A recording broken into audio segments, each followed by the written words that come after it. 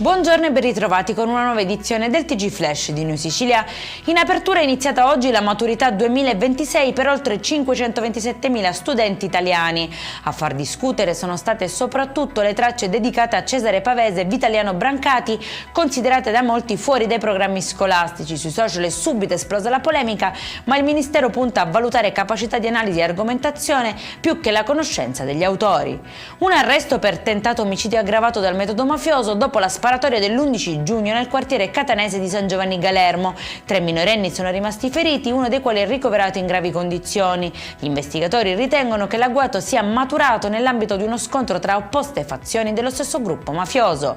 Nuovi sviluppi nelle indagini sull'omicidio di Giuseppe Flori, il 66enne trovato morto ad aprile nelle campagne di Castiglione di Sicilia. I carabinieri hanno arrestato una donna di 53 anni, già indagata per occultamento di cadaveri, ritenuta ora gravemente indiziata anche dell'omicidio.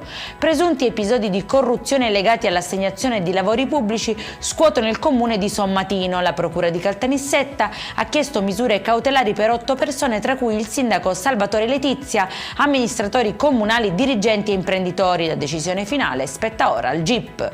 È in chiusura condannato a oltre 9 anni di carcere un catechista dell'Ennese accusato di violenza sessuale aggravata e corruzione ai danni di 2 bambine. I familiari delle vittime hanno annunciato la trasmissione degli atti alla curia per impedire all'uomo qualsiasi contatto con minorenni. Per questa edizione è tutto, al prossimo appuntamento alle 19:30, buona giornata!